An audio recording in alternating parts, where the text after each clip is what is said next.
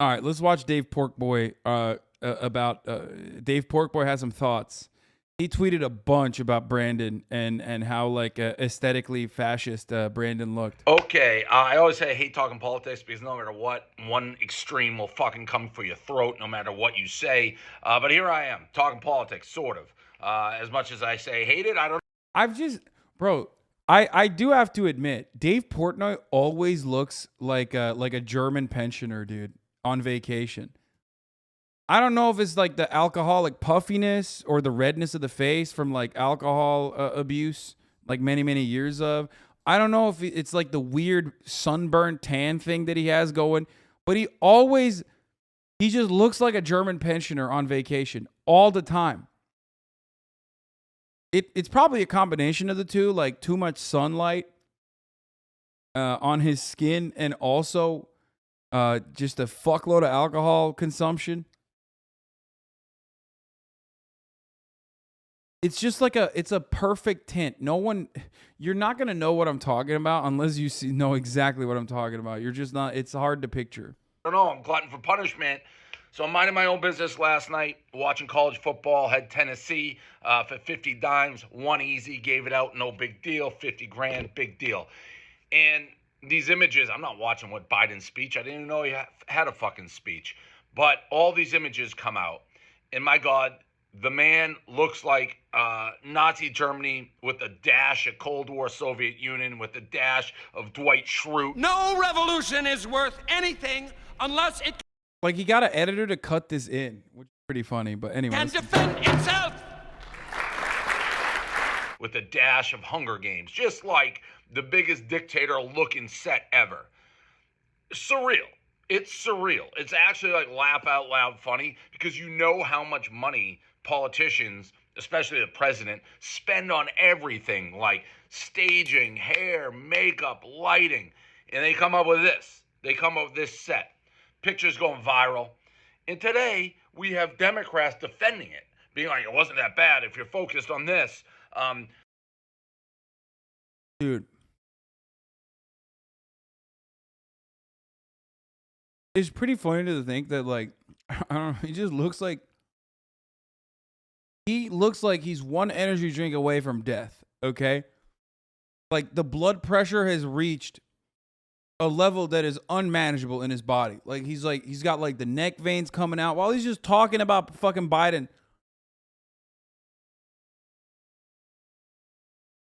When this guy review pizza, what the fuck?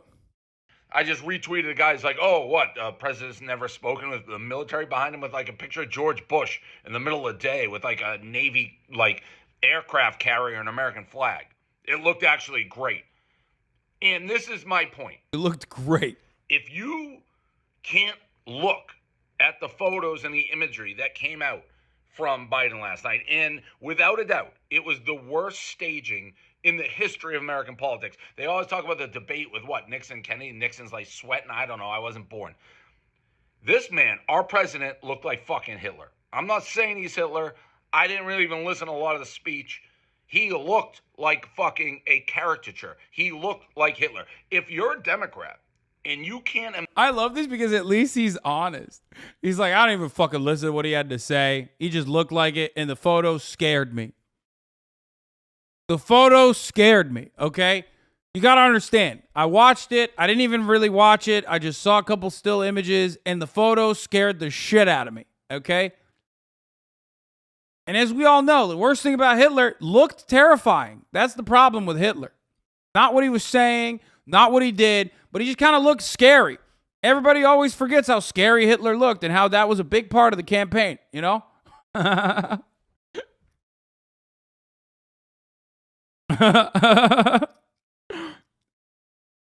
Admit how awful and how bad and how big of a misstep that was and almost laugh at it, then you're a demented brain. That's all I want to say. If you're arguing that, no, that wasn't a big deal, who cares? What are you talking about? The imagery. No, that matters. And I'll be used in campaign. In fact, if you're Biden, you should probably, instead of all your dumbass tweets, you should probably tweet like at the top of the hour, there's a 6-second ad break. That's what Biden should be tweeting. Andrew Filer, allowing 10 people to no longer see the ads by offering 10 gifted subs. A good reminder. that Brandon does not want you to see the ads, okay? At the top of the hour, there's a 6-second ad break, but if you no longer want to see those ads, all you need to do is subscribe, which you can do for $5 or you can do for free with a Twitch Prime, okay? By connecting your Amazon Prime account to your Twitch account, where you get 1 free Prime subscription a month. Right. Sisyphus! Thank you for the 20 gifted subs. Allowing 20 people to no longer see the ads. Here's the 1-minute ad break now. A joke like, man, I look like the H-Man last night. But if you are that stuck in your views, and it happens both ways, where you can't... Doja319 for the 5 gifted subs. Dude, this is awesome. Everything is just optics. He's just like so hyper-focused on the optics. He's not wrong, though. The White House could have done a way better job with that backdrop. For sure. But, like, who cares? I don't give a shit. I'm the first person that made fun of it. Okay? I mean, here, this is Hyatt Hotel says stage resembling Nazi rune is abhorrent. It's the same exact shit.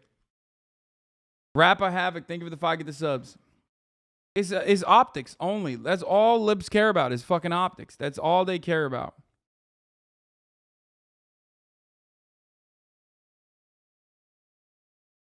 Which is ironic because, like, if you knew more than optics about the George W. Bush Mission Accomplished banner, you would know that that's infinitely worse optics because no mission was accomplished. You know what I mean? What are you talking about? The imagery. No. That matters. That'll be used in campaign.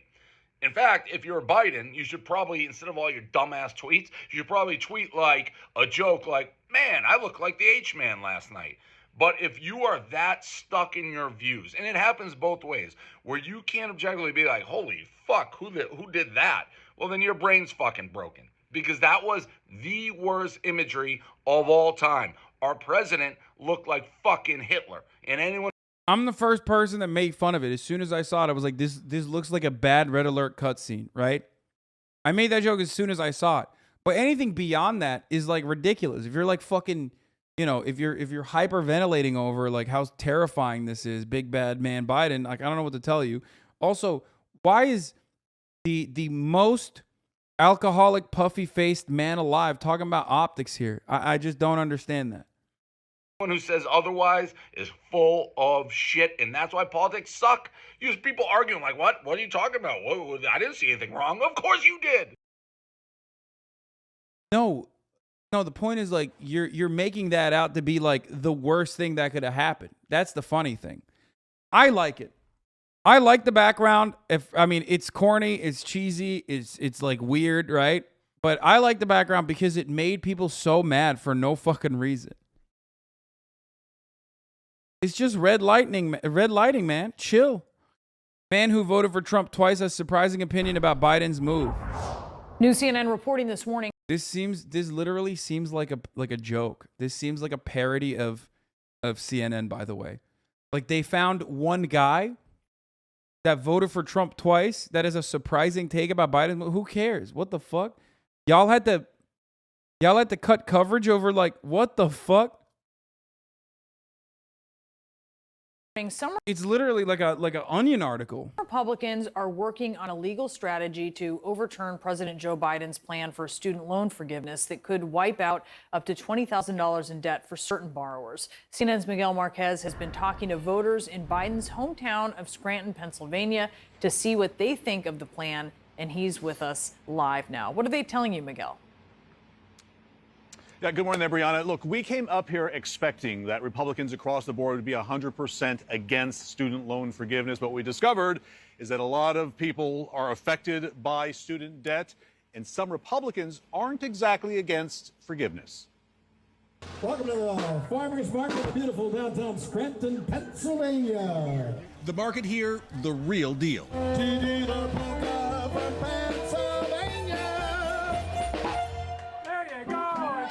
Pennsylvania polka. Farmers from the area selling what they grow. What kind of season are you having? We're having a fair season. It's been dry. It's hurt us a lot on our second crop. Jim Shurg has farmed here for 50 years. Like many Republicans, he says if one borrows money, they should pay it back. It's a loan, it's a loan. Right. Whether I take a loan to buy the farm, I have to pay it back.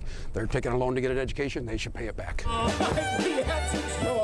But some Republicans, Well, it seems like the country right now is moving towards socialism. Philip Rosiowski voted for Trump twice, doesn't like the direction of the country, but on student loans? Myself, I still have a lot of student loans to take care of for my children. Rosiowski says he is not against student loan forgiveness and will see if he or his kids qualify. There has to be some change, and that's what I'm voting for, change. 84-year-old Tom Depew, a moderate Republican and former banker, says debts should be repaid, but views student debt differently. My daughters all went through college. They have student loans. I like to see it. It helps them, yeah. But all this giveaway and all this free money, somebody's going to pay the price. A sentiment resonating with working-class voters. For decades, they've drifted toward the GOP. From the early 2000s, exit polls indicate Republicans typically want about 60% of white, non-college educated voters. Democrats, about 40%. That split widened through Obama and Trump. Biden halted it, performing a few points better than Clinton in 2016. We're almost in heaven. We're almost in Scranton. Almost. He left. He abandoned Pennsylvania. He abandoned Scranton. All void face. Thank you for the 5 get the subs. Rapper Havoc. Thank you for the 5 get the subs. Both parties competing for votes here in Battleground, PA. How big a piece of your own personal economy are student loans? The funniest part about this is that, like, yes, Idishter is correct. Donald Trump literally subsidized farmers during the tariff wars against China. That was actually, to a certain degree, paid for by Americans. Whereas, like, the student loan debt is just debt that the government owns. Farmers get taxpayer-funded subsidies. Student loan debt is just government money. Okay? You can, if you want, cut policy to, like, tackle the budget or whatever, and the way to do that is by taxing people, if you would want. But ultimately, it's not even coming out of anyone's pockets. Like, it's just weird that they keep saying that. Loans. Oh, that's a huge part of my economy, the student loans. I mean, that's what I'm looking to hopefully get taken care of. 28-year-old Tyler Cholvik graduated in 2018. He works downtown Scranton at a local pharmacy. He says today he's carrying about $36,000 in student debt. Starting a business down the road is something that I'd be very interested in, and I mean, my current debt situation has made that significantly more difficult. Student debt a factor for just about everyone. If you're saddled with this unbelievable amount of debt, it's going to set you back. Local business owner Micah Woodard, 40 years old, recently paid off his student loans. His wife is still paying, and their son has just started college and is taking on debt. And we had that conversation of, if you go to Temple, this is how much debt you're going to have to take on. If you go to Westchester, this is how much debt. This is how much we can help pay, but this is how much debt. So those were very large parts of the conversation. For many here, the spiraling cost of college. Yeah, is the debt just disappearing? Yes, it's debt that the government owns already. So it's literally a signature. Weighing its benefit. I have kids. Some of them have student loans. We're not wealthy, and you can pay and never touch the principal. It wasn't that way when I was young. Here in the Electric City and across the country, the accumulation of student debt touching just about everyone's life. And look, no one on the left or the right that we spoke to here thought that the student loan forgiveness program was really going to affect voters one way or the other. For the midterms, for instance, they didn't think it'd make much of a difference. But in a tight state like Pennsylvania, where races can be so tight, a few votes on the margins can make all the difference. Back to you guys. Miguel, what about people who don't have student debt? Are they supporting this? This was one of the most maybe surprising things. We spoke to a lot of people, elderly people, who either didn't go to college or their debts are long beyond them, or they didn't even have debt when they got through college. Their kids, their grandkids, they're seeing them struggle with it, and it affects them. They are even for some. Oh, wow. It's like CNN had to send someone on the ground to finally comprehend that, like, when there's 45 million Americans that collectively hold $1.7 trillion of student loan debt, that it's literally harder to find someone that's completely unaffected by this or know someone that's affected by this. than the other way around. Unless you're in the fucking media, in which case every one of the dumb motherfuckers that goes on your broadcast went to Harvard and got it paid for with daddy's money. How will we figure it out? How will we find some Americans that have like normal takes on student loan debt? That's crazy. Oh, damn, dude. That's cool. Thank you, CNN, for this coverage a week after doing like the most insane agitprop against it.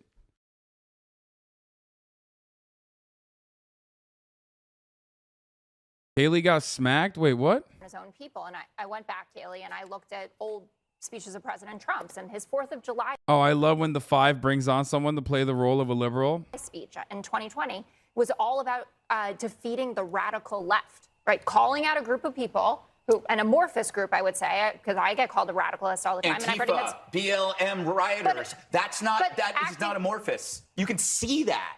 But you can see people who are trying to thwart democracy. He named very specific things that they're doing. But anyway, Kaylee, to that point, how is this a departure from divisiveness that we've never seen before? It's a huge departure. Look, my former boss was a counterpuncher. There's no doubt about that. You look at what he said, you attack him, he attacks you. If you go back and look at his attacks, almost all of them, 99.9%, maybe 100%, were against a person who has attacked him, were against a politician. They were not against a group of people.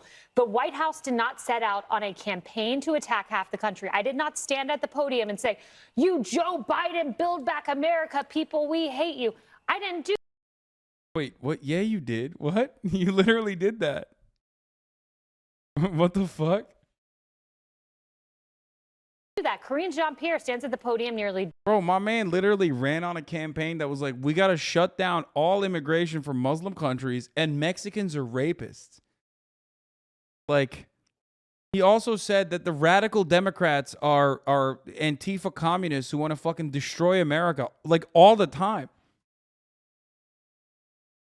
Like, Donald Trump pretty much attacked anyone that wasn't just a fan of Donald Trump.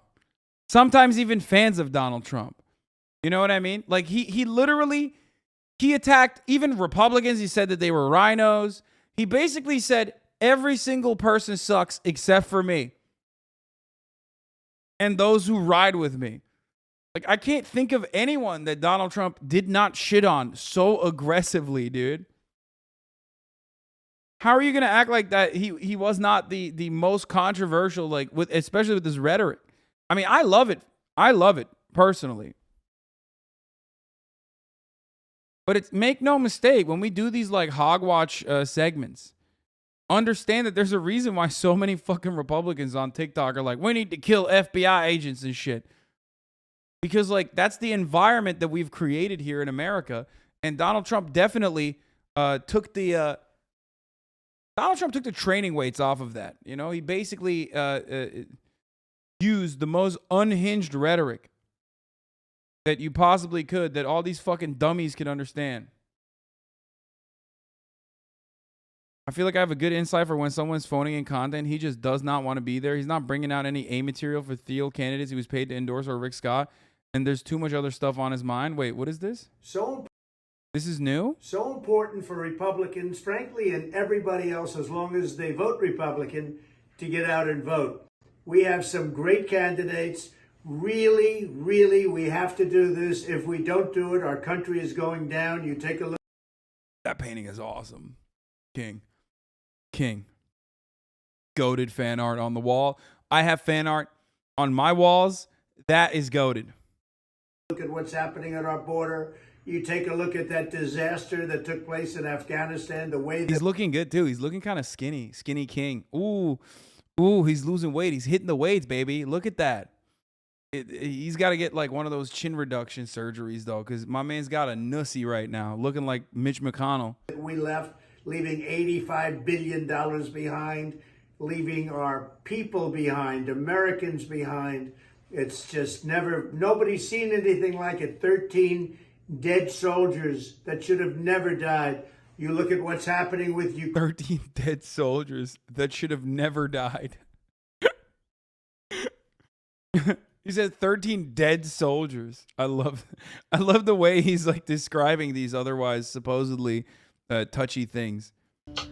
What is this? This is a decent Jabuki tweet. I'll look at this in a second. Let's finish this. Ukraine and Russia, inflation, a bad economy, a stock market that was going down in records and is going down in records. It hasn't stopped, and it probably won't. Get out and vote for Republicans. And I want to thank everybody that's being so helpful to our country. We have to actually save our country. So thank you very much. Not great. Not his best. Hey, God entered into my body as a body, my same size, Holy Ghost baptism. I am world's own Christian, world's only saved, born again person. I still like rock and roll, beautiful women, muscle cars, the Ramones, King 78s, being gay people, lesbians, drag queens, prostitutes, adult movies and mags, gay women, handcuffs, shaved genitals, extreme dancing, sex abortion, homosexuals for Jesus, homosexuals against Jesus, XXXX rated everything, converting normal people into homosexuals, making billions, no God deceives. Posting new pictures of my body that has God inside, sticking fingers in position, 69, rubbing, bondage, gay bars, soliciting, swallow wall, straps. Yeah. Bob Hickman, 3D worldwide. Bars.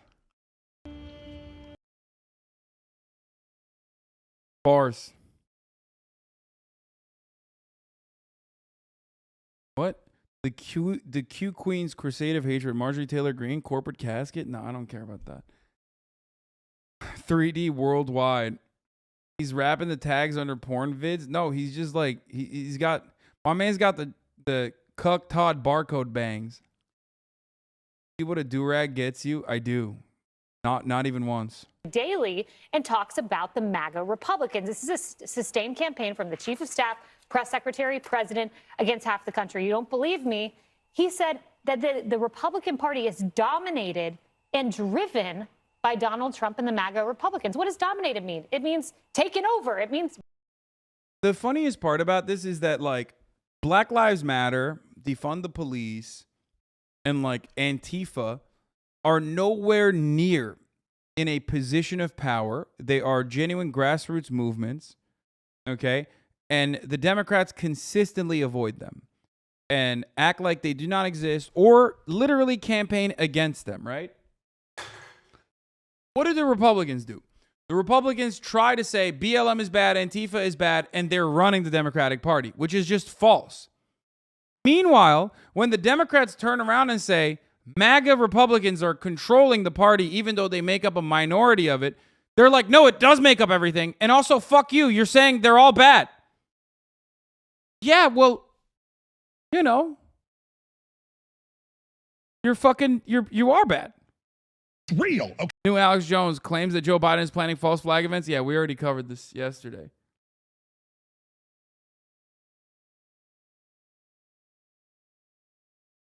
Hogwatch material. What is this? Nah, I don't want to do more hogwatch material. Dio is joining your attack on the weebs. Yo, what's wrong with me being a Batman fan, bro? Why do niggas gotta come at me for actually expressing my fanatism to Batman? It's not a nerd thing to do. Most of you niggas like the Avengers. Most of you niggas like anime. Characters that aren't even real. Batman isn't real, buddy. So Naruto and Sasuke is real too. Sasuke. Last time I checked, no, they're not. Yo, I hate anime, bro. Y'all about to get me mad. I with anime, but y'all not finna sit here and try to. Yo, I'm not a nerd because I'm Batman, bro. Batman is a real nigga. Yo, what's wrong with me being a Batman fan, bro? He says Sasuke.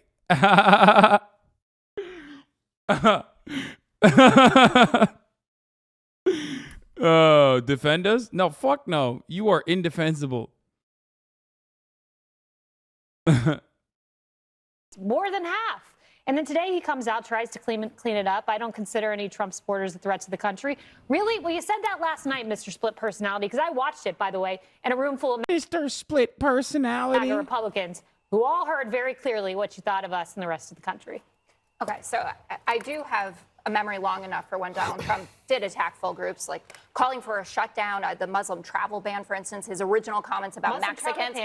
Ban? No, that was no. There were no. No, those are Muslims. You don't understand. Like, they're bad. That's no. You don't understand. There's no American Muslims. They're un-American, so they're bad. So that's not divisive. Muslim travel ban, for instance, his original comments about Mexicans. Ban? No, that was no. There were non-Muslim majority countries in there. It was about a terror threat. All right. She's like, no, actually, Muslims are terrorists. Like, so that's actually, you know, that's good. That was cool. What? Have you seen this, Lamau? What's crazy about it? Here's your intro. Anti-colonial Marxist Leninist, anti-imperialist, they, them, supporter of black nationalism and self-determination for all peoples, death to NATO. What is there not to like about that? I'm serious.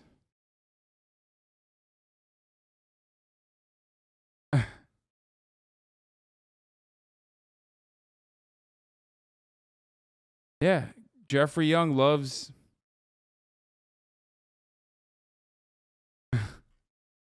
He's a progressive peace Democrat running against in the U.S. House against incumbent Andy Barr, who's a Nazi-supporting, ignorant, savage neocon. Good for him, dude. He's posting.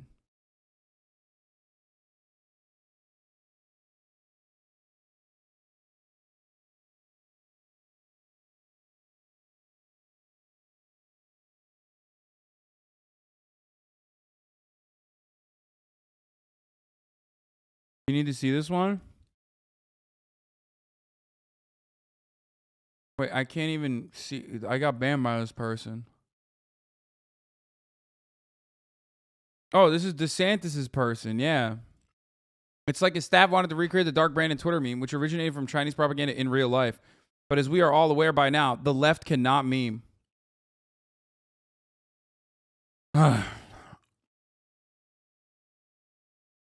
The picture is doctored. What? I don't care. It still looks cool. Who gives a shit? Don't be a nerd, dude. Don't be like, oh, the picture is technically doctored. All right, let's hear about Jay-Z's takes on capitalism. Okay, before we get to the O Block video, because I want to talk about that. Oh, also the assassination attempt too.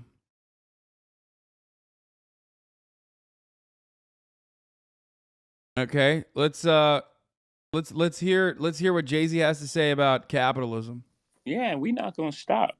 You know, the hip hop is young. We still growing, and we're not falling for that technology, whatever, you know, this public puts out there now. That, you know, before was the American dream. Pull yourself out of bootstraps and you can make it in America. All these lies that America told us our whole life. And then when we start getting it, they try to lock us out of it. They start inventing words like, you know, capitalists and, you know, things like that. I mean, you know, we've been trying to lock us out of it. They start inventing words like America told us our whole life. And then when we start getting it, they try to lock us out of it. They start inventing words like, you know, capitalists and, you know, things like that. I mean, you know, we've been called nigger and monkeys and shit. I don't care. Those words y'all come up with, y'all got to come up with stronger words. When I say y'all, I'm not talking about you. The words they come up with, they got to come up with stronger words. We're not going to stop. We're not going to be tricked out of our position. Y'all lock this out. Y'all. He's saying... I mean, I don't know what he's like technically responding to. I don't know who he's responding to or what he's responding to. But like, well, one, obviously capitalism is not a new word that was invented, and it certainly was not invented as a pejorative against, you know, people generating black wealth. Look at what you did to the city you came from, bitch. Okay, everybody chill. I mean, he is also a multi-billionaire, so, you know. I created a system that, you know, doesn't include us. We said, fine. We went our alternate route. We created this music. We did our thing. You know, we hustled. We fucking killed ourselves to get to this space. And, you know, now it's like, you know, eat the rich and think, man, we're not stopping. So that evolution is, you know, from us. I don't get it. Like the Jay-Z claiming that, like, I mean, I guess maybe he's talking about like people on Black Twitter that are criticizing him or something, because like the eat the rich or capitalism as like a pejorative is not necessarily exclusively towards like people who have been able to escape intergenerational poverty and systemic racism. Not just black people.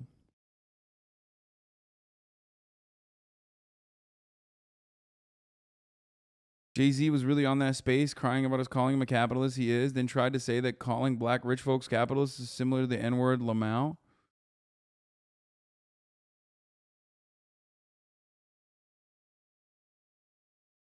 You know, we came from selling 7 records and selling records out our trunk, and you know, no radio play. And I think Reasonable Doubt did 36,000 the first week or something like that. I may be adding a little to it. You know, so you know, I come from Marcy Projects. In my first house, 615 Lexington Avenue, my grandmother's house, 7 families lived. Like, she has 7 kids. My mother and It's such a weird thing because, like, does anyone even ever think of Jay-Z when you think about like shitty billionaires?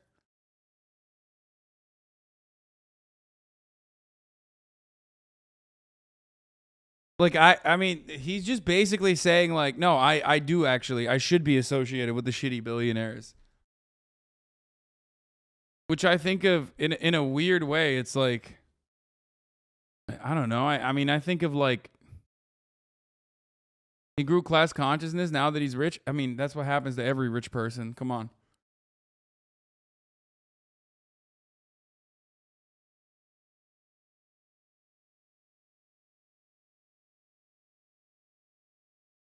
you know, my parents and siblings lived in that house. My aunt Niecy lived in that house. Hootie lived in that house. Butchie lived in the basement. I mean, this is one house. I went back to that house. I did an interview with Oprah, and I couldn't believe how small this house was. That all of us lived in that house.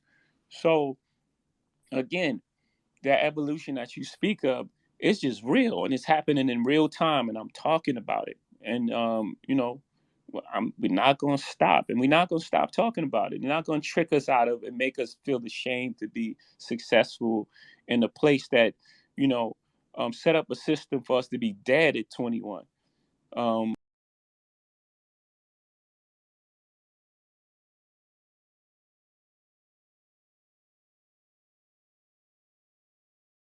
He tried to set up a class on crypto and Marcy Projects. No shot.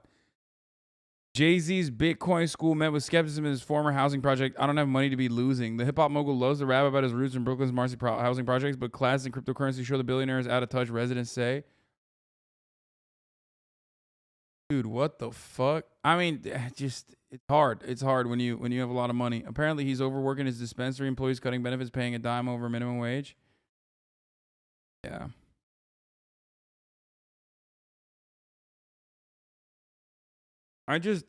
The real people that actually shame rappers for having like profound amounts of financial success are usually just like other old rich white people who don't like that, you know, there's,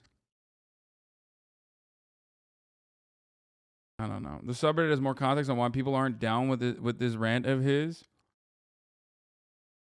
Jay-Z bites back at eat the rich rhetoric. We are not going to be tricked out of our position. I mean, it's just not gonna, dinner with Jay-Z or Jay-Z for dinner. It's not gonna, listen, this is awful. When you're a rich person, like you can't, staying in touch with normal people when you have that much money is hard because the hallmark of the normal experience is a multitude of varying deprivations. Yes. 100%. 1,000,000%. And I say this as someone who is also, you know, nowhere near as wealthy as Jay-Z, obviously, contrary to what fucking Twitch chat thinks. But like I say this as someone who is not that far removed personally from my own personal experience of like struggling to having a lot of affluence, right? one thing that I've talked about before, time and time again, is like one of the greatest examples is when you're fucking flying somewhere and you have to fly somewhere for work or whatever. You're getting absolutely fucking cumstered and dumpstered and treated like cattle by the airlines, right? That's a consequence of the oligopoly. Shouts out to Ronald Reagan. Okay? Even that is a part of the normal person experience that like weighs on your consciousness. You live with that fucking almost shame and nuisance. That's just one example out of many different examples. When you are at least wealthy enough to be able to fucking buy business, you get to pass everybody. You don't have to worry about like your baggage and shit like that in a similar capacity. You're not boarding the last. You're not boarding last on a flight. All of a sudden, even that has removed one of the normal nuisances and one of the normal, awful experiences, traumatic experiences, I would even go so far as to say, out of your daily routine. Now, times that by 1 million, okay? Because Jay-Z's real life experiences are fundamentally different than the average person. Never thinking about a fucking bill. He's never going to get fucked over. He has a team of litigators that can handle everything. He has hired incredibly competent people who are insanely rich to deal with his issues. He doesn't have that same bullshit. He doesn't have anything weighing him down. So when you pop off like this, when you are a tremendously wealthy person, when you pop off like this, normal people are going to look at that and go, dude, what the fuck are you talking about? Trying to shield away from criticism, trying to deflect criticism towards you being out of touch by claiming that, like, by using blackness as a shield to be like, well, they're doing this because I'm a rich black person, is the worst possible thing you can do, especially when people... Well, weirdly enough, I think you having to interact with a chat of 30K of us dumbass brokies helps. I mean, that's one part of it. But ultimately, like I was saying, using blackness as a shield away from, or a way to deflect away from adequate criticism of like a rich guy being out of touch is ironically and inherently out of touch. Why?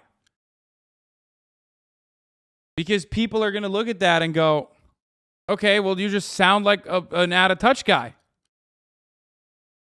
No one's going to look at that and go, yeah, you're right, King. You're actually right. You're spitting truths. Everyone's just going to be like, no, dude, you're rich now. You're just a rich guy. Because in the real world, for a lot of real human beings, this is what I talk about all the time, class will often supersede race.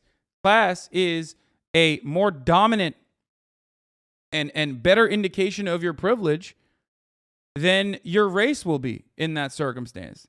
It's the difference between a homeless white person and Oprah, right?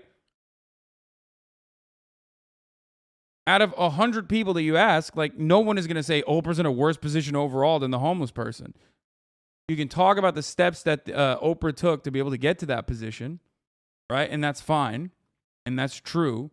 You can compare Oprah to other billionaires and talk about how more privileged other billionaires are. Right?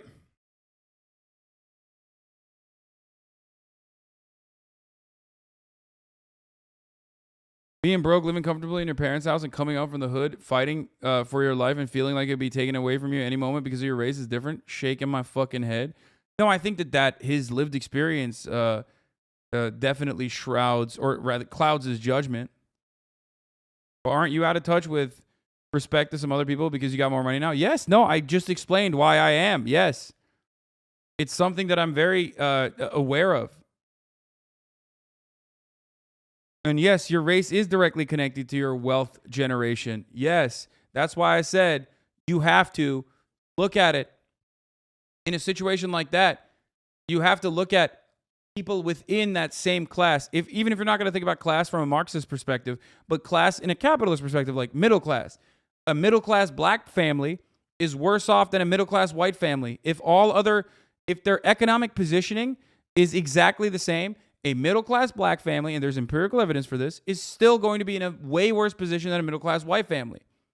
However,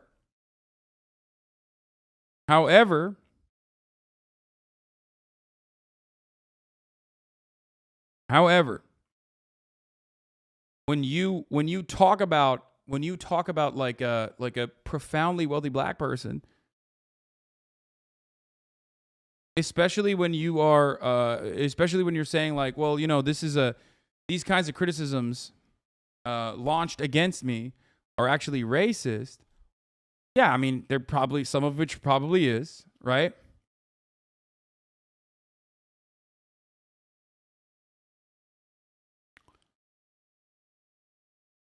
When you're talking about Jay-Z, like defending the system, saying that like, you know, you're just coming at it, you're coming against us, because, you know, we've been able to make it out the hood and overcome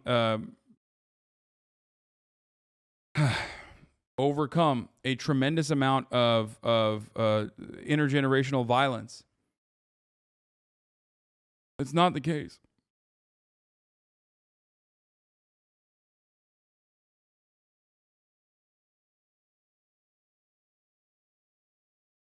I mean, this is just going to cause people to hate him more, by the way. So there's that as well. Jay-Z knows damn well that Fred Hampton and the Black Panthers were anti-capitalist. You could listen to any Fred Hampton speech or even watch that Daniel Kaluuya movie and understand that. He just doesn't care, and he's assuming his fans either don't know or don't care. I think he's just really rich. He's just a very out-of-touch rich guy.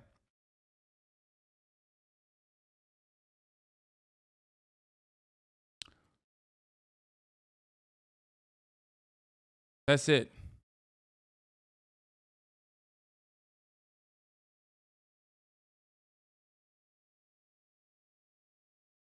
I mean, dude, you don't need to show anything other than this, okay? When you want to understand where Jay-Z's coming from, when you want to understand how out of touch Jay-Z is as a consequence of being a profoundly wealthy individual, okay? I mean, he's a billionaire, and there's nothing that says you are a billionaire who doesn't get it than this article itself. A Bitcoin school for people living in Brooklyn's Marcy housing projects. Because in his world, like now, it seems like he's forgotten his roots, because in his world now, it's just like, you of course you have capital. What do you mean? Who doesn't have some side cash to lose in cryptocurrency? I mean, this is so out of touch. Kamala Harris or like the Biden White House would advocate for some shit like this. You know what I mean?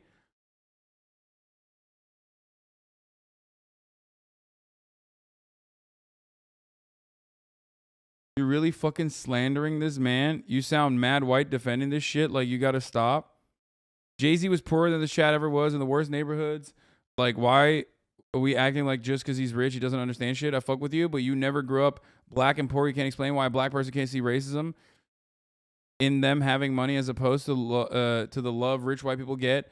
Bro, what are you talking about? This is a fucking leftist community.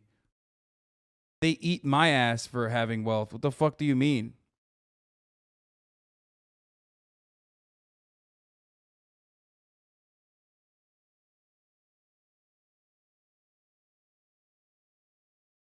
I'm already acknowledging that the way to become as profoundly successful and as profoundly wealthy as Jay-Z as a black person is infinitely larger a struggle. And I'm sure he gives back a lot more than just this.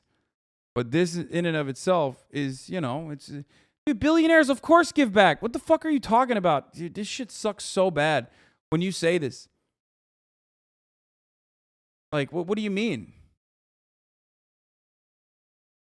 Your haters be like...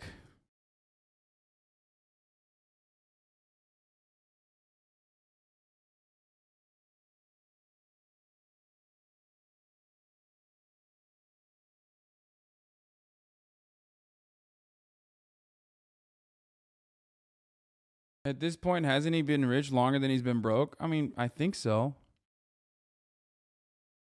You got black Christmas, you got black brown all day, you got black April Fool, ain't here toward nobody but black businessmen. And I say that anybody that comes into our community and does any type of situation that does not meet the needs of the masses, then I, Chairman President of the Black Panther Party, says that I catch that nigga by his collar neck and beat him to death with a Black Panther paper. We not doing it.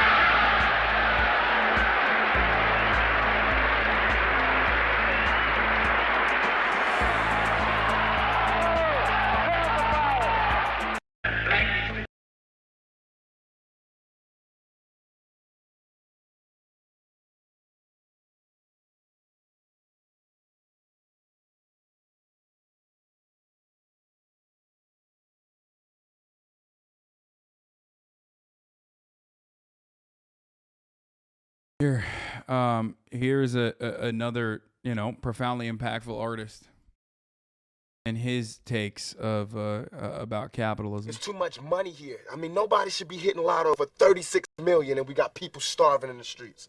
That is not idealistic. That's just real. That is just stupid. There's no way Michael Jackson should have, or whoever Jackson, should have $1 million, $1 billion, and then there's people starving. There's no way. There's no way. These people should own. Bro, if you ever reach this level of fame in the leftist movement, I will be your personal meat shield. I don't give a fuck. I will fly in front of 7 million bullets, lol. Thank you.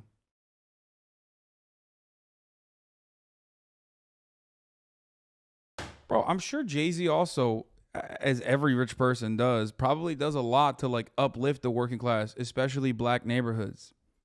Okay? Problem is, even when he's doing that, if he's like still defending the system or saying that people criticizing him are people calling him capitalist, criticizing him for being wealthy, are doing it because they're racist, when it's most likely black Twitter. I'm So sure there's Jay-Z- I'm sure there are racist white people that say that shit too, because like they just hate that the black people are super wealthy now, right? Anyway, let's finish the Tupac video real quick. Sorry, I'm gonna run it back. Starving in the streets. That is not idealistic. That's just real. That is just stupid. There's no way Michael Jackson should have, or whoever Jackson, should have $1 million, $1 billion, and then there's people starving. There's no way. There's no way that these people should own planes and their people don't have houses, apartments, shacks, drawers, pants. We all know how hard it is, and it's not about if you good or you bad. So since it's not about if you good or you bad, we know that because he don't mean he was bad. Or don't mean he's a criminal, or don't mean he's crazy, or a drug addict, or none of that. It just means he don't got. I mean, can you imagine somebody having $32 million? $32 million. And this person has nothing? And you can sleep? You can still go to the movies about, I mean, and then these are the type of people that get humanitarian awards. It's too much. That's awesome.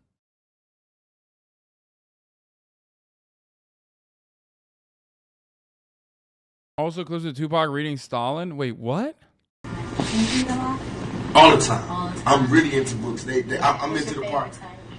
Right now, I'm into Mastering the Art of War, I just found all these new books. Thoughts of a General, How to Win an Argument Every Time, The Buying of a President.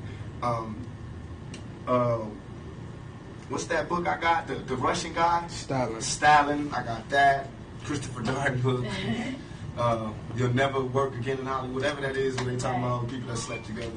I'm reading that. A lot of different things, but mostly shit on what built generals and what made countries and what I want to read what Clinton read. Because he does the same shit I do, but don't, get in trouble. All his homeboys commit suicide. He get caught with his pants down in the bathroom, and this nigga is still the president. I got women on, marching outside my shows. This nigga is the fucking president. I'm 24, he's 40. What's his excuse?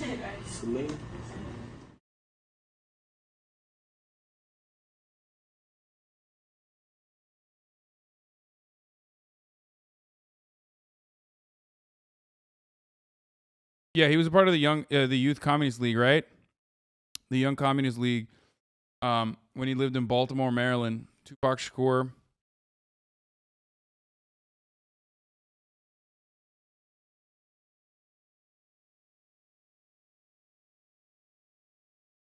Yeah.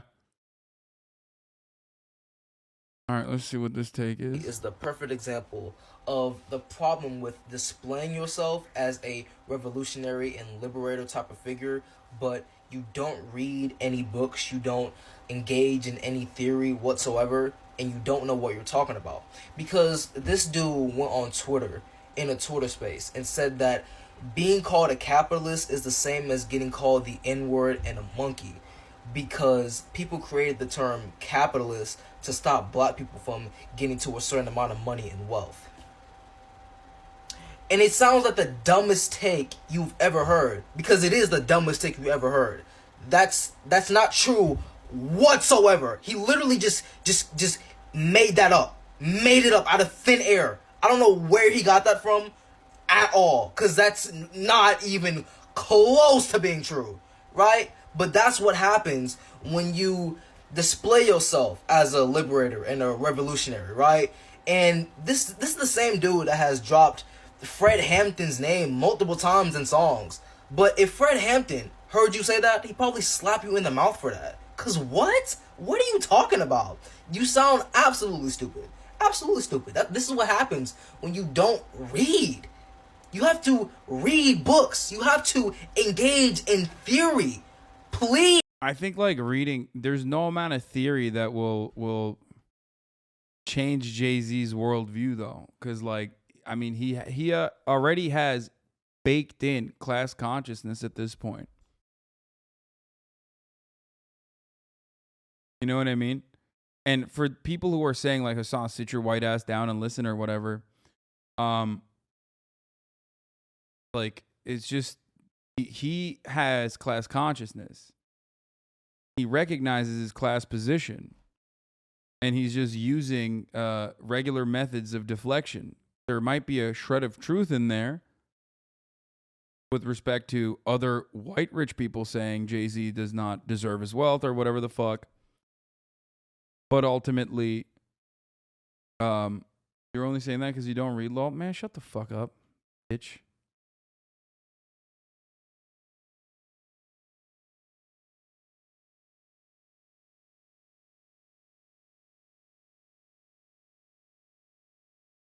Most people have been conditioned to see capitalism as a compliment. Nowadays, he says it was created as an insult. Yeah, I just...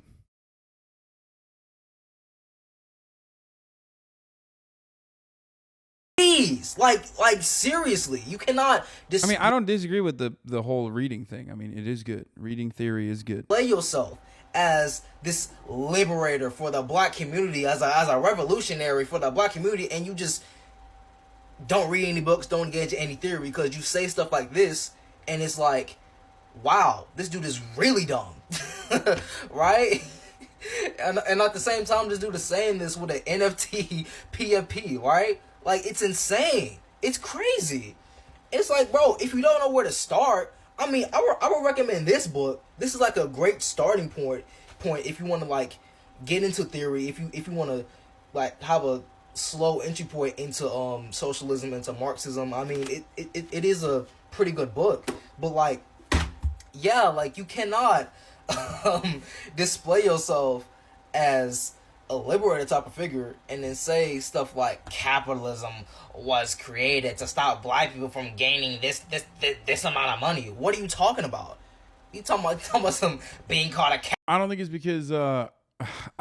because Jay-Z hasn't like read anti-capitalist material. I think it's because I think Jay-Z is very smart. I think he is super fucking smart. I think he knows what he's doing. That's my take. I think the nefarious, there's more of an underlying nefarious purpose behind his words. And the underlying nefarious purpose is to serve you the top of the hour ad break, at the top of every hour, obviously, and then tell you that if you no longer want to see those ads, all you need to do is subscribe, which you can do for $5 or for free with the Twitch Prime.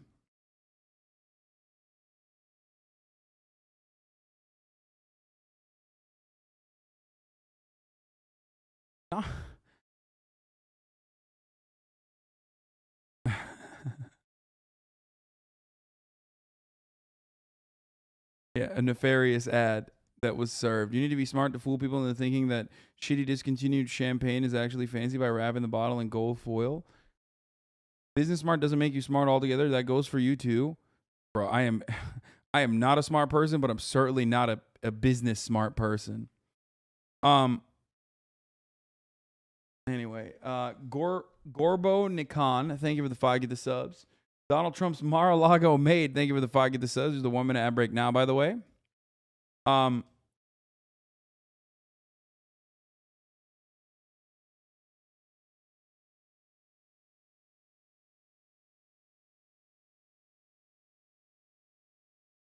So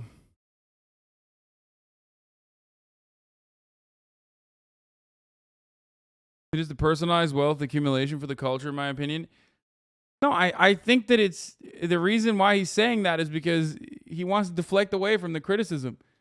But like, what you think like all that criticism that's being launched towards Jay-Z, especially in like Black Twitter and whatnot, and there are a lot of communists on Black Twitter. Every single one of them has at some point called me racist. Okay, every single one. But you know they're what they say, they're right, not on the racism part, but on the communism thing. Okay, but like there are plenty of people who are hypercritical of leaders within the Black community, and you know, and are themselves Black.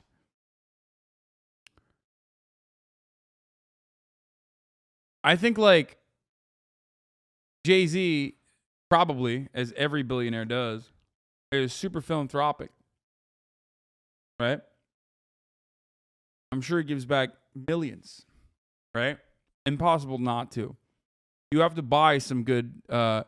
You at that point, it's partially because you know, having that kind of wealth weighs on your consciousness, but I think partially it also. What? Bro, I hate white leftists speaking on what obtaining capital means to Black people. Sorry, we don't have intergenerational wealth. Us obtaining capital is liberation from poverty we were forced into. Why are you yelling at me? I'm barely giving my perspective on the matter because I understand what it looks like from the optics point. Is it because you can't yell at all the Black figures that I'm fucking showing that are doing the criticism? Is that the reason? Like, why? Why is everybody immediately jump on that? I'm also quite literally recognizing that the differences, like Killer Mike is a great example, right? Killer Mike has a lot of base takes, right? Understands American imperialism, understands the crack epidemic, understands CIA's involvement, but then still turns around and talks about Black capitalism. I get it.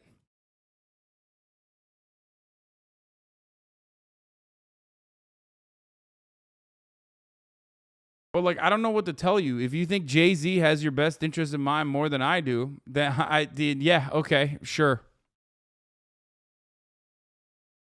I'm sure he does.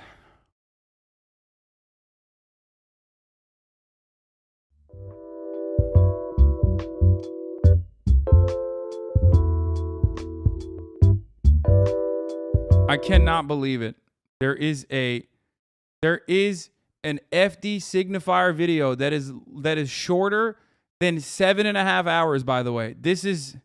I guess this is the channel, the Signified B-Sides channel, where he does actually have videos that are, watchable on stream because they're not 7 hours, like Lord of Rings extended trilogy cut.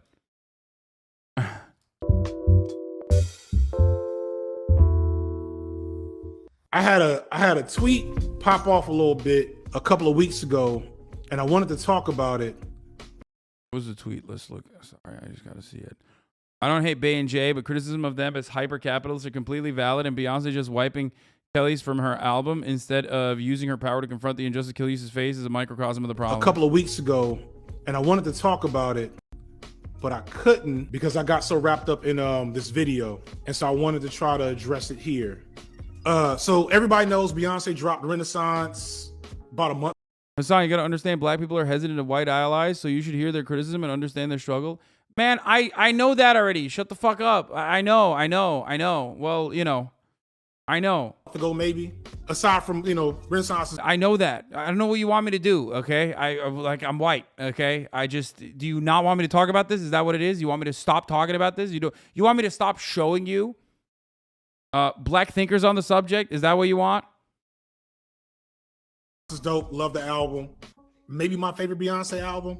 I'm not like the biggest Beyonce fan, but I've liked all of her albums since Beyonce. I think that was the self-titled joint.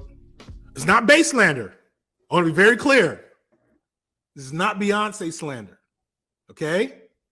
I can't have the Divestors and the Bayhive coming after me at one time.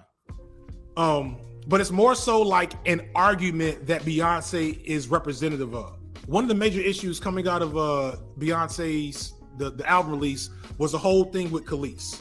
And to kind of rehash it real quick, Beyonce sampled a Khalees song and did all the appropriate things to get the rights to sample the song.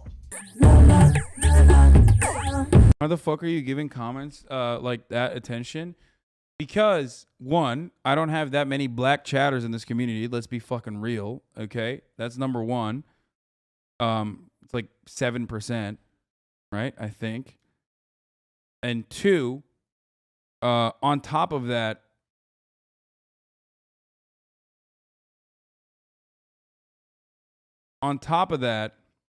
these are long-term community members. So, you know what I mean? They're long-term community members that are chiming in. So, you know, I do value their perspective a little bit more. When you're a long-term community member and you come in here and you fucking pop off. Yep, and we lose more in these combos, law. I know, but I mean, I don't know what to tell you.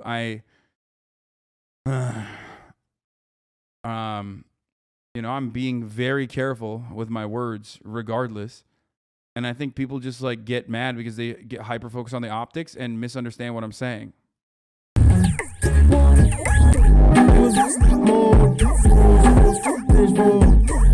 In the music industry at the time, Khalees does not get paid for sampling her songs. So she didn't get, like, every time you make a song, the song is split in a billion different ways to pay all the people that's supposed to get paid, because you made the beat and you used this interpolation from another song and you wrote this part and you wrote the hook and yada yada yada. It's complicated, and everybody has to sign contracts to say who gets what and who gets what when, for how long and how much.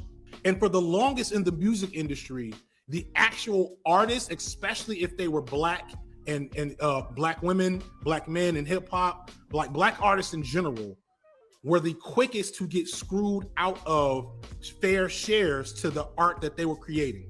It'd be different if it was a singer who just sung a song, didn't write it, didn't produce it, didn't make the track, like didn't do anything, just came in and sung it, right? It'd be different if you said, okay, you don't get any of these parts because you're just a performer, so you get a performance fee. I still think that's whack, but at least that makes sense. In Khalees's case, and in so many of these other cases, especially for rappers and like the singer-songwriter types, they were writing the songs, writing the music, putting together all these things, and all of that stuff, all that labor that they did would go to essentially the, you know, whoever held the means of production. You feel me?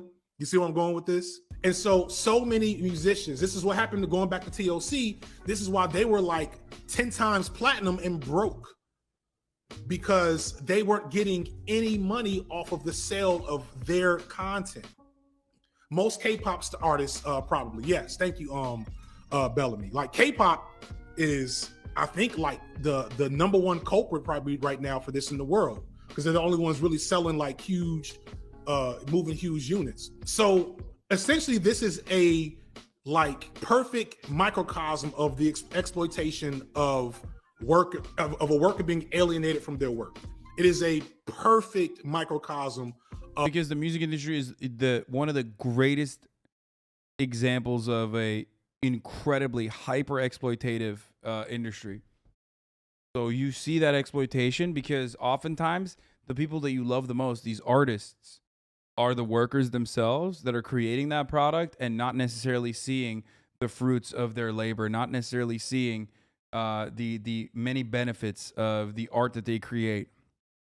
It's a perfect example of how there is no value without labor, right? Same with sports too. That's why I like covering those things as well regularly. Of, why of Marxism. It's a perfect microcosm for shit like that, right? And so the reason why, so I put out a tweet, and the tweet basically said, all respect due to Jay-Z and Beyonce.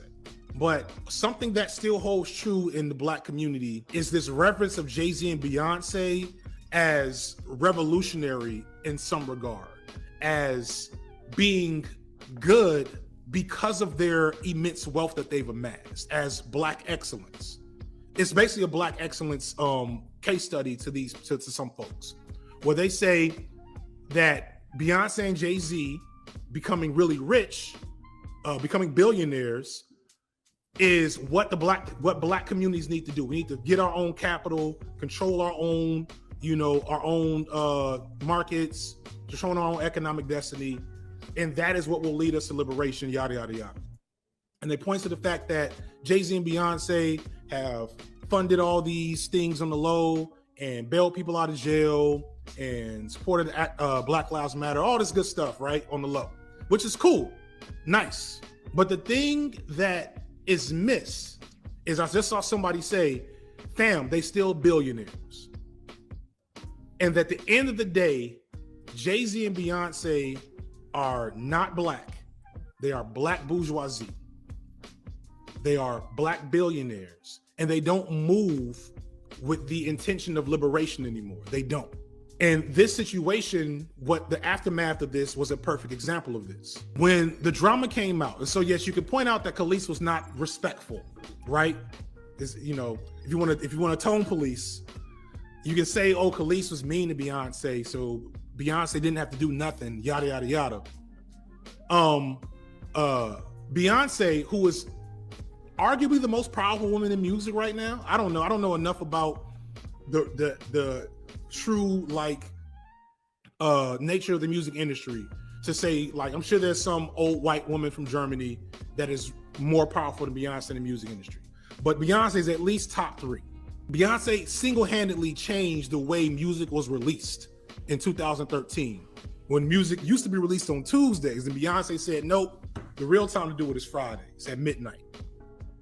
And that's when it's been ever since. Instead of Beyonce using the immense power and wealth and influence that she has to put pressure on Pharrell, even just an announcement, Khalees is right. The contract she signed when she was 19 was exploitative, and she deserves a piece of the art that she made that she has not been able to profit off of. And we need to do better. Something, whatever it is, something that light wouldn't have been ideal, but it would have been at least an argument in support of the fact that when you get rich Black people, they use their influence to support liberation. That would have at least done something. Beverly says all she had to do was lean on that nigga, poke him, something. That would have supported the argument that it's Black excellence that's going to save Black people. But she didn't do that. What Beyonce did was just take Khalees's piece off the song. And so what that does is that kills the issue, because there's no issue now. There's no conflict. And a week after that, we had the shit with Irv Gotti and Ashanti, and it's the same thing. And this is why Beyonce and Jay-Z didn't agitate the situation. They didn't push the envelope how they should have, especially considering the power they had. They didn't push the envelope here because they know that if they advocate for Khalees to get the rights to her art, woo, Jay-Z and all his boys got to come up off bags. All of them do. Because all of the, Isn't he saying Beyonce should do what people tell you to do sometimes? Like the you should do more type of shit? I mean, I'm not involved in a fucking labor dispute, though. You have to understand that. That's a little bit different than that, you know? But yes, if you're comparing me to Beyonce, then yes, it's true. Except I do all of that. The things that people routinely criticize me for not doing are things that I'm already doing. That's oftentimes the main problem. Main point of contention is that I'm already doing that shit. They're just unaware of it, so they fucking chirp nonstop like I'm not doing it. You know, also because it gives them a little bit of clout. Oftentimes, the people that are like, you're not doing enough, are also trying to do the same shit that I'm doing.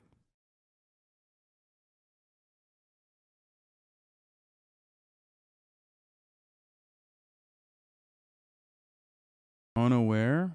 What?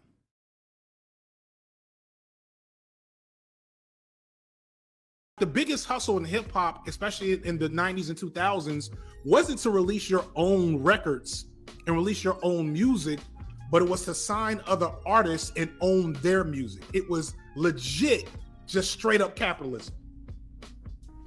It was like Beyonce brushing the problem under the rug instead of actively fighting to make a larger point about black artists being exploited is capitalist solidarity. That's what FD Signifier is saying, and I think that that's true.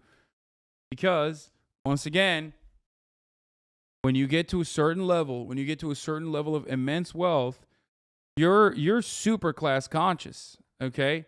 You recognize that the system has allowed you to flourish in a way, and you kind of don't want that to be disrupted. I get it. You know, I understand where that comes from. But also, no matter what happens, like, you are still, when you compare me to something, when you compare me to someone like Beyonce or Jay-Z, like, I don't know what to tell you. You're literally, like, I mean, these people are at the tippy top of society, of the food chain. You know, that's crazy. The black bourgeoisie discovers its historical mission as intermediary. As we have seen, its vocation is not to transform the nation, but to prosaically serve as a conveyor belt for capitalism, forced to camouflage itself behind the mask of neocolonialism.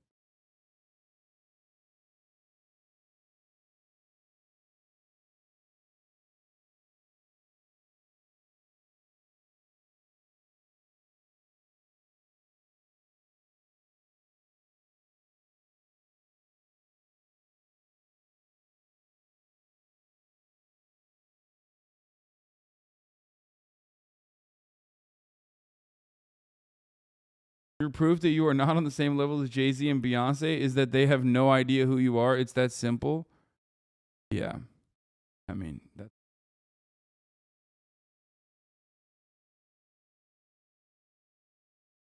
Owning the means of production, not actually working. Memphis Bleak, Freeway. Put them in the chat, y'all. Put them in the chat. Memphis Bleak, Freeway, Chris and Neef, Black Rob under Puffy. Like, so many of our favorite rappers or favorite rap songs in that whole era,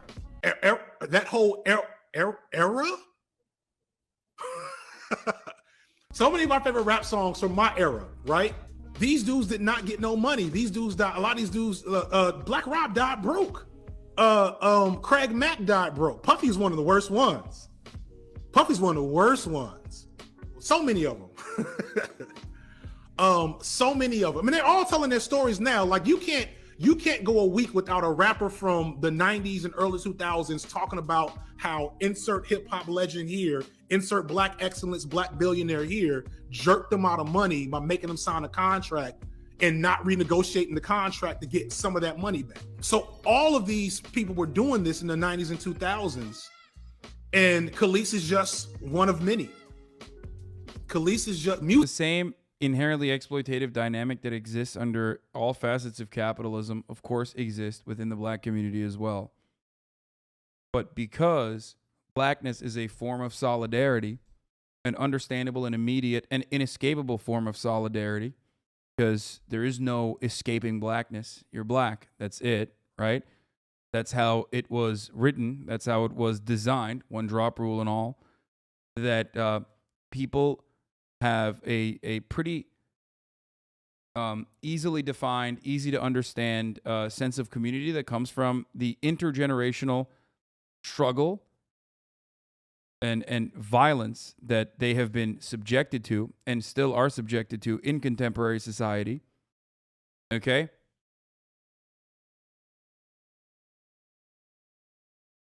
But having said that, those very same dynamics also exist within the black community, obviously, and using the intergenerational struggle and the sense of solidarity within the black community that exists within the black community as a way to deflect away from any kind of criticism that might come towards you as a capital owner, as a bourgeois person, is, unfettered neoliberalism. That is a neoliberal tactic.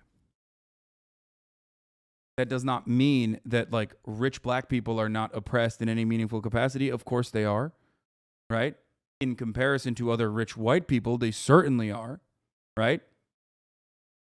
And when I mention this, some people get icky because they're like, oh, here's a white guy saying things about black people. But that is the reality. And that is a neoliberal method of deflection. That's why I got to eat to get a stream with Hasan, FD, and Fantano. I will have FD Signifier on. Music landlords. Thank you. Where did that go? That was perfect. Music landlords.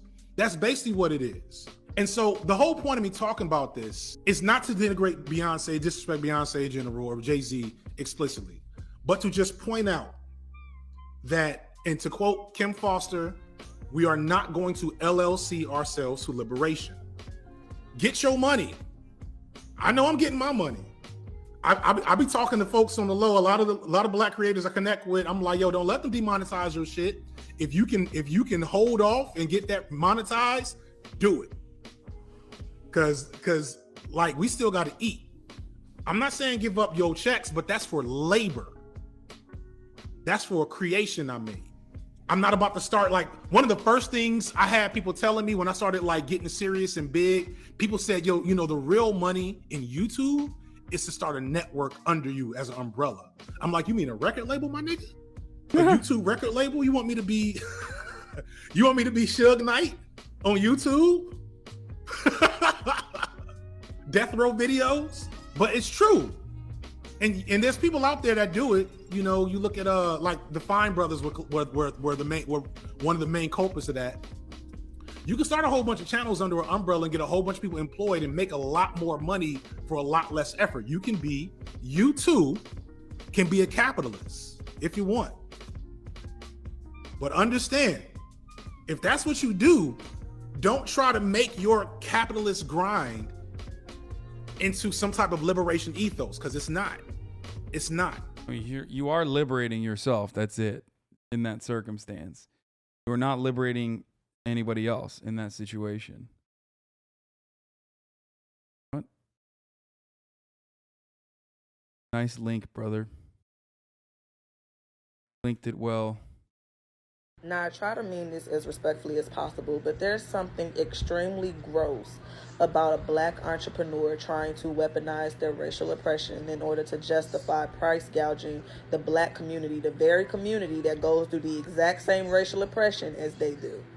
And what makes just as much sense is when y'all try to use white folks as an excuse on why you should be able to price gouge your own community, when white folks is the reason why you are racially oppressed in the first place.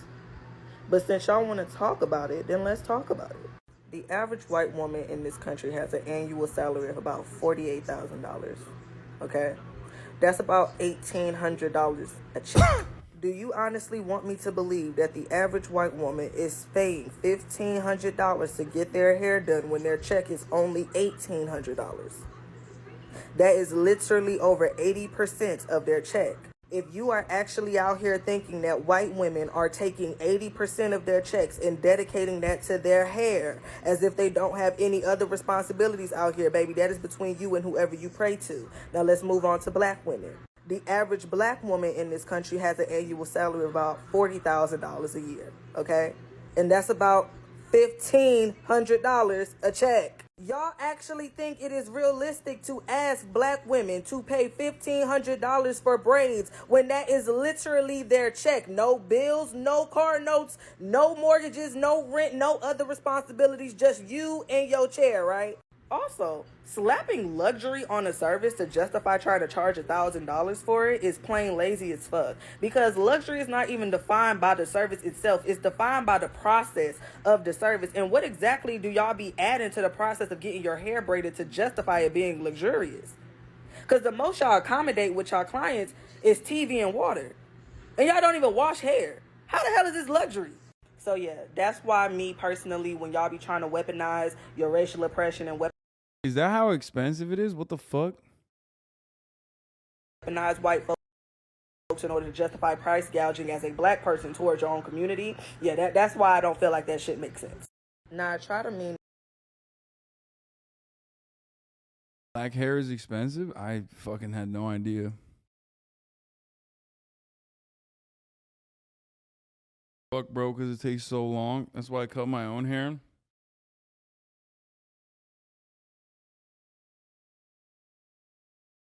We got a little taste of something I'd never know about. Yep, that's why I try to learn and do my own, and it's hell. God damn.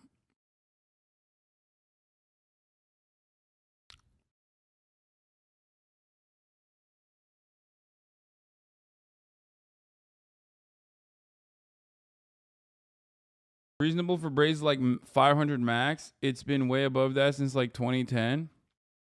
Bro, even $500 is insane, dude. What the fuck? Close the door to black people business now? Wait, I didn't know this. I did not know this at all. I mean, I have 0 black friends with braids. So we've never had this conversation.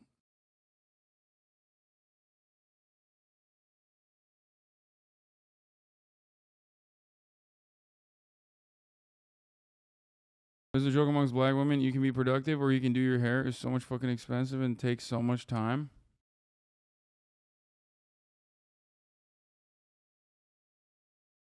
Good braids done at that price will stay in for a long time. Black hair business is a multi-billion-dollar industry. Guys, people in the chat that speak is like 1% of the overall watchers, okay? So yes, it might come across like despite 7% of the community being black, there's a lot of people that are chiming in with personal experience because at any given moment, there's only 1% talking.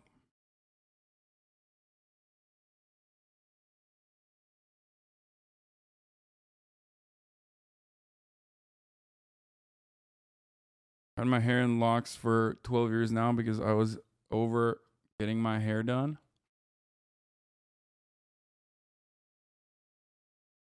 0.7%. Wait, is it 0.7%? Or are you making that up? Wasn't it? Wait, what's the percentage?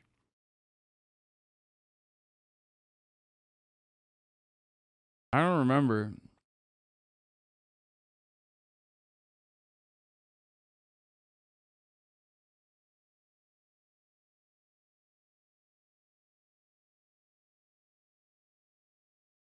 I thought it was like 7 or 8%, which I thought was like obviously low, but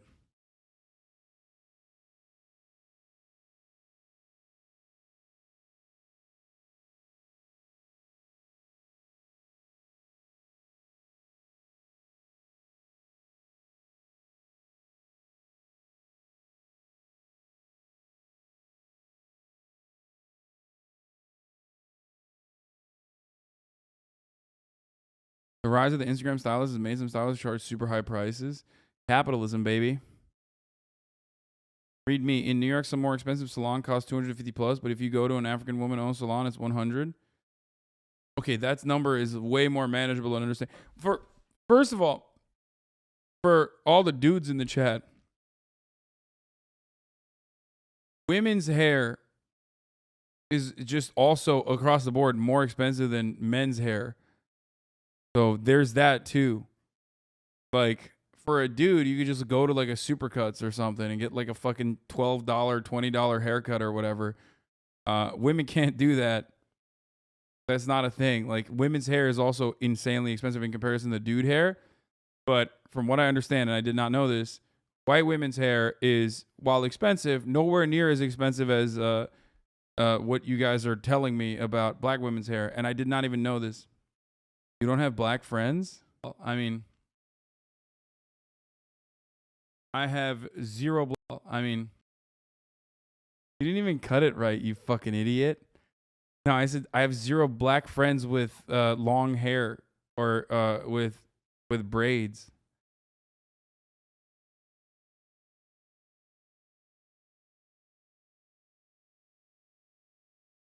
You didn't even clip chimp it right, dummy. Don't ever touch a black woman's hair. Wait, what the fuck? Yeah, no shit. Yeah, a lot of my black friends have short hair or are bald. My man says Supercuts Lamau. No wonder black viewership is low.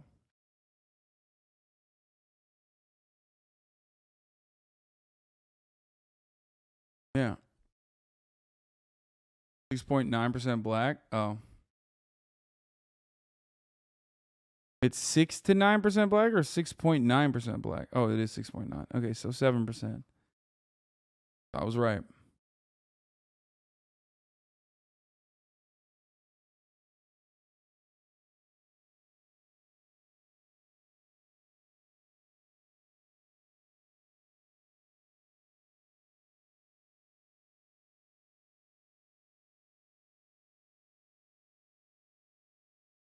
Hasan never had a black girlfriend confirmed. I've never had a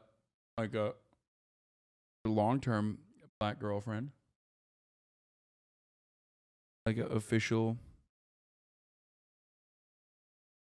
This is what happens when you cover Crowder for all of Black History Month. Okay, dude.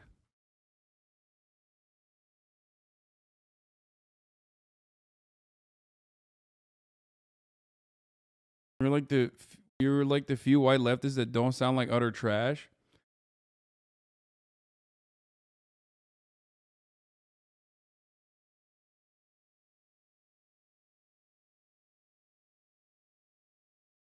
You need to have Gideon reach out to Kai. What do you mean? I can reach out to Kai.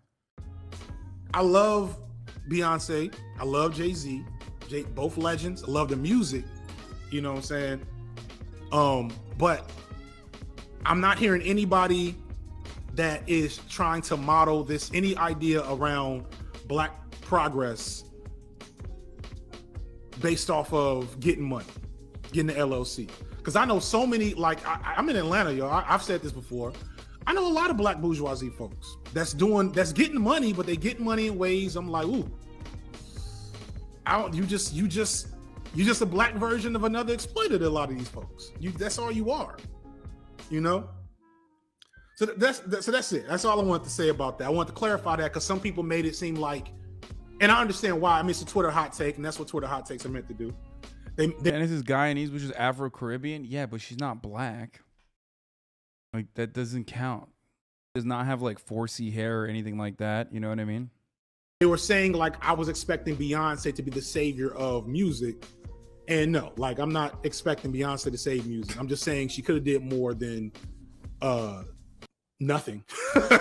She could have did more than nothing. And that would have been indicative of this argument about love that one. Hustling isn't praxis. It could have been more than this argument about how black people with money is going. You can be Guyanese. You can be Guyanese and not black. You can be you're like Suriname and Guyana. Like these kinds of Caribbean colonies were insanely diverse. Like it's a mixture. There's for obvious reasons, reasons such as slavery and the slave trade. So there's like Indian people. There's other Asian subgroups as well. Black people in there. So just because someone is a Guyanese doesn't mean that they're automatically they're Caribbean and therefore Afro-Caribbean or black. Same with Cuba as well. South America is a very interesting place.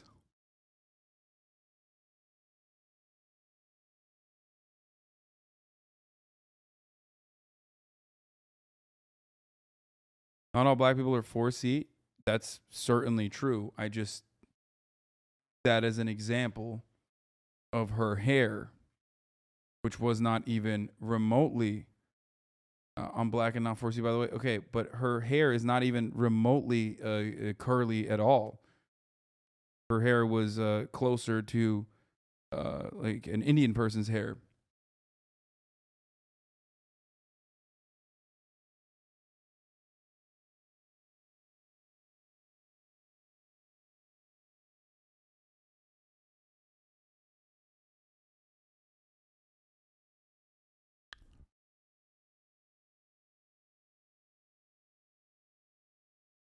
Go to the African slave trade went to South America. There's 20 million more African descendants in South America than North.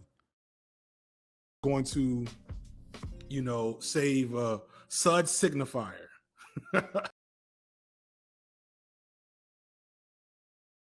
Not Hossie dusting off the old eugenics textbooks. Wait, what?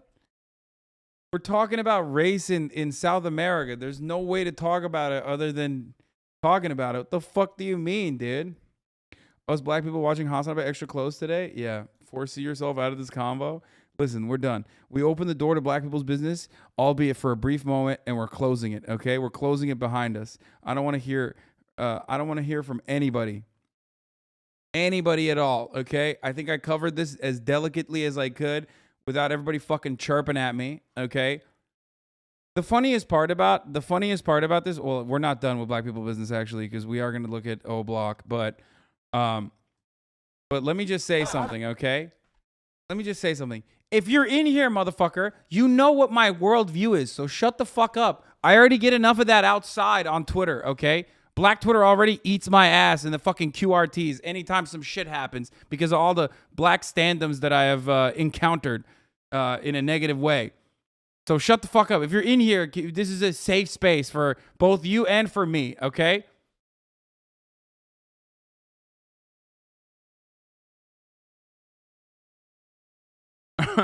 Be real weird if I was like, you know what, actually this entire time, I've been advocating for racial equality for the past 10 years in the most like online, most public way possible, so I could secretly have like a racism agenda behind the scenes. I'm like, yeah, I always joke about that, but it's like, yeah, I'm actually secretly a white supremacist because I want to play on new game +7 difficulty. You know what I mean? I want to make sure that other people are anti-racist, so it's more difficult for me. Secretly.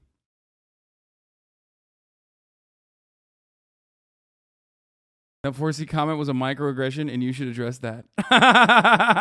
Exactly. Oh. I remember when you replied to a Megan tweet and your mentions were filled with black Twitter eating you. Exactly.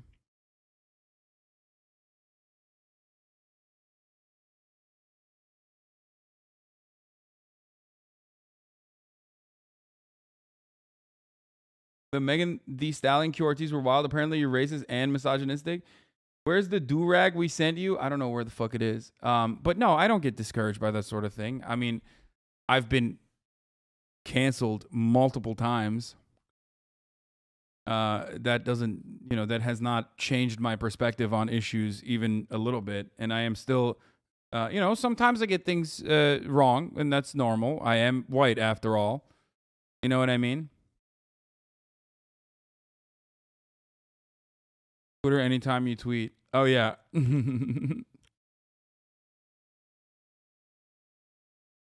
Racist.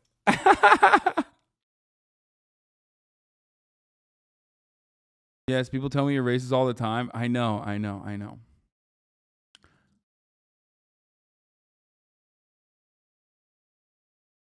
It's one of my favorite moments, dude. He said Hasan wants bad things to happen to black people. And that's Keemstar saying it, like such an openly racist person.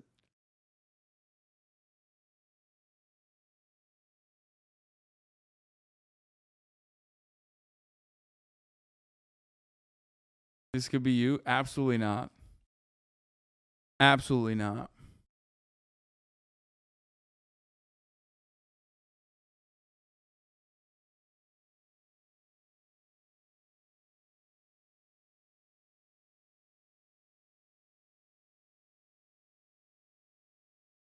The thing is, like,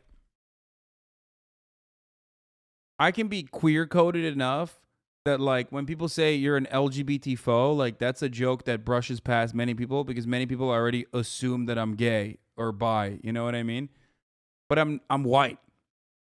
So when people say, Hasan, you're racist, well, yeah, most white people are a little racist. You know what I mean? Like, there's varying degrees of it. So it's not that hard to have that stick with you. You feel me? Like, all you need is, like, 8 black Twitter accounts with, like, 20K followers to be like, dude, look at how racist he is. For everyone else to be like, yeah, that's right. Well, just another point that reinforces my understandable frustration with white leftist men who never listen to women and never listen to black people. You know what I mean? Because there are plenty of people like that. So it's understandable that it's understandable that people would think that. You right? You know damn well I won't be defending you against black Twitter. Listen. Dr. Umar disapproves, okay? That's all I'm going to say. Nice bathroom. Not the race play Andy over here saying he's not going to defend me against black Twitter. Okay, wow. Wow. Oh, no.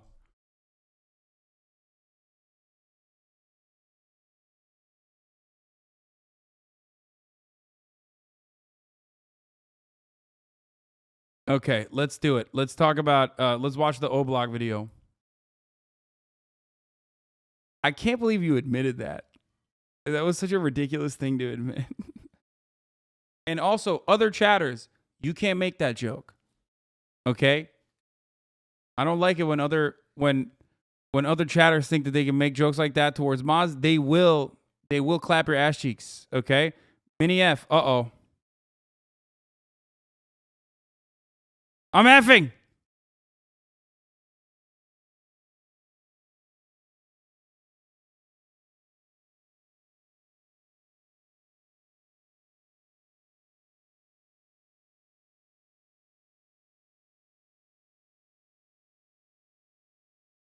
Nice bathrooms taking down my internet.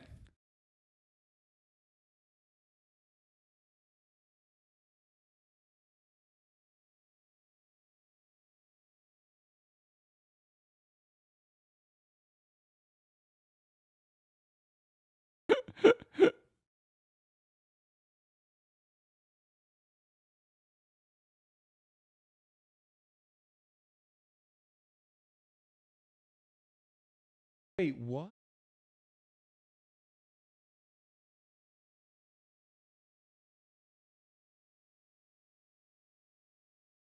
Wait, what the fuck happened? No way. No shot. What is going on?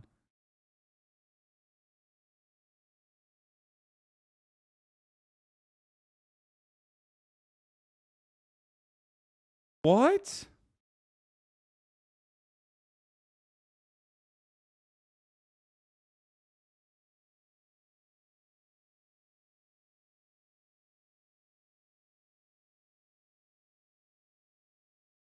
Yeah, that was a mid-tier. What?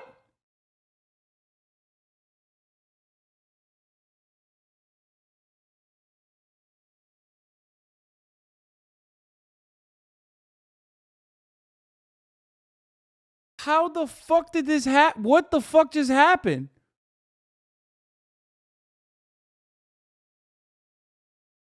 No, while I was effing, Nice Bathroom got a 14-day suspension, like in the midst of us having a conversation. I don't even know why the fuck that happened. Bro, Twitch loves banning my mods. It's pretty fucking crazy at this point. I've never. Has any other content creator on Twitch had this problem?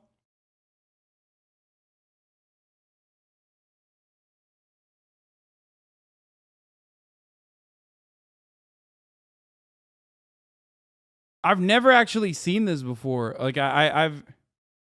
That's so wild. What the fuck? He got He just got fucking clapped for no reason. Twitch, dude, for a platform here, this is actually unironically one of those fucking things. This is actually unironically one of those things about having a black space for Twitch that needs like more delicate handling. Okay? It happens all the time. Like this is insane. Every single one of my mods that's either black or brown has been banned from Twitch because of anti-white racism at a certain point. It's fucking so weird.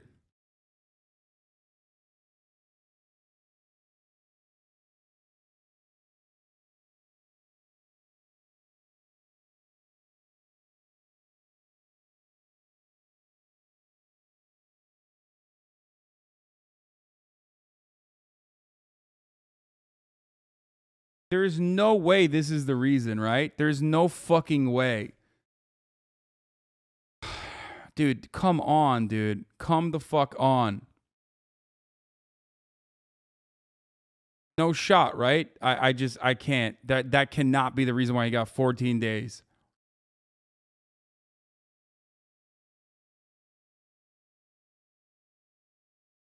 Like literally while I'm having auto bans are happening if you type something borderline TOS and channel points rewards.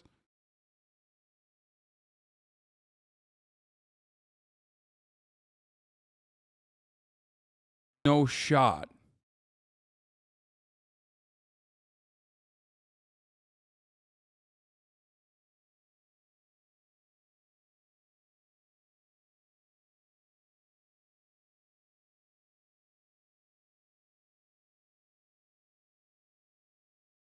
Nah, there's no way. That's not it.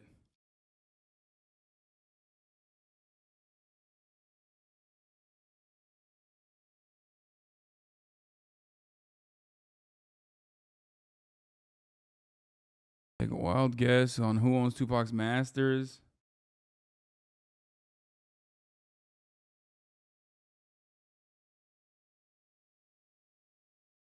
Blake isn't even white. Whose feelings are you protecting? I don't even know.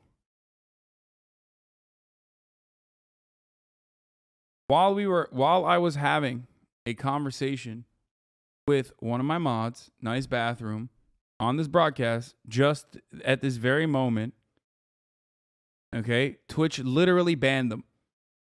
As I got effed. As I was effing. Like literally at the same exact time it happened.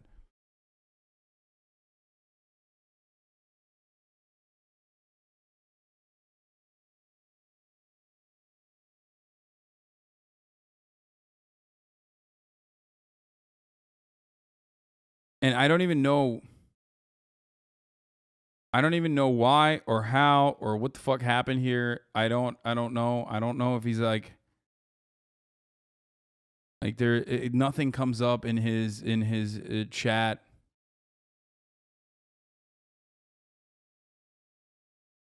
But this is definitely an ongoing issue. This happens a lot on Twitch, straight up.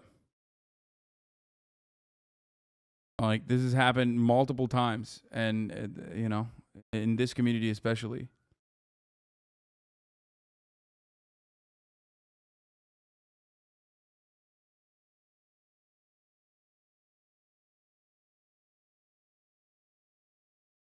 Could be the no black chatters message he sent, maybe? I don't get it.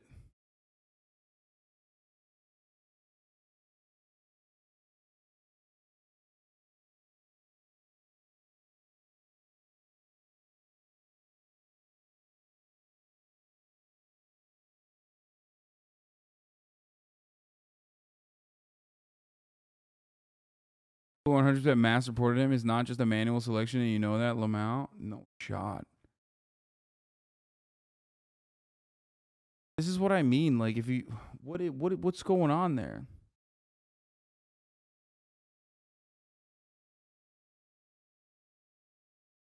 I think Twitch took the nice bathroom is taking my internet down seriously. No, that's a joke, dude. That's not how he got banned. You're fucking insane. Didn't they also first ban Not Your Average African during the Saltine drama? They banned like half of my mods during that. Also, I spammed it after he was banned. Okay, this is so fucking whack, dude.